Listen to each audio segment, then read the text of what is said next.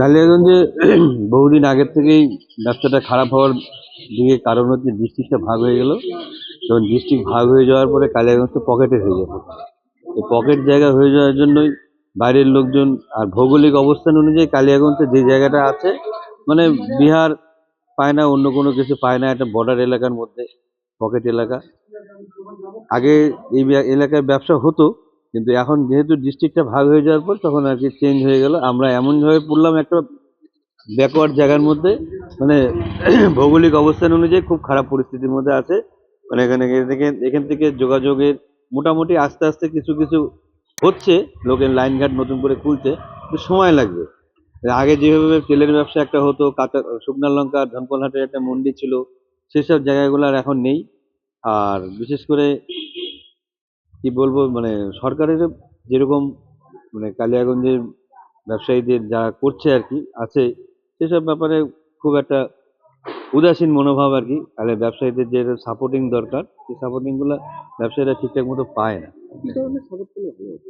আমাদের এখানে যেমন সরকারের যেসব প্রকল্প দেয়, মানে সাবসিডিওয়ালা যেসব প্রকল্প, সেইসব প্রকল্পগুলো কালিয়াগঞ্জে বাস্তবায়িত কিছু হয় না। ওগুলো কিছু এখন পর্যন্ত কেন? হয়নি। মানে ওই সব সরকারি কাজ পড়ে থাকে অনেকদিন ধরে, চলছে, চলবে, ওই দিচ্ছে, দিবে।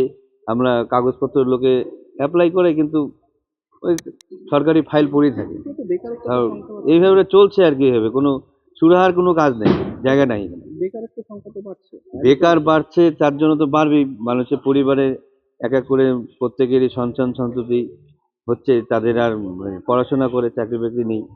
এখন পরিস্থিতি এখানে খুব একটা ভালো নেই, মোটামুটি চলছে আর কি, লোকে চলে যাচ্ছে। আপনি তো বিধানসভা নির্বাচন, এই যে ব্যবসায়ী উন্নয়নের জন্য বিভিন্ন এটা কি ইস্যু হতে পারে বিধানসভা নির্বাচনে? ব্যবসায়ীদের একটা মানে সুষ্ঠু জায়গা দরকার আর কি আমাদের। যেরকম মালদাতে দেখেন আপনি করছে, মালদাতে ব্যবসায়ীরা ওখানে একটা ব্যবসায়ীদের জন্য, ইন্ডাস্ট্রির জন্য হোক, যার জন্য হোক, মালদাতে কিন্তু বেশ ভালো ব্যবসায়ীরা ভালো পজিশনে আছে। কিন্তু পাশাপাশি আমরা থাকি এদিকে দক্ষিণ উত্তর দিনাজপুর, দেখেন ব্যবসায়ীদের খুব একটা ভালো নেই। উত্তর দক্ষিণ দিনাজপুর মালদার তুলনায় আমরা খুব পিছিয়ে আছি। ওইদিকে ভালো, কিন্তু আমরা এইদিকে পিছিয়ে আছি। আবার এদিকে মনে করেন শিলিগুড়িতে ভালো আছে।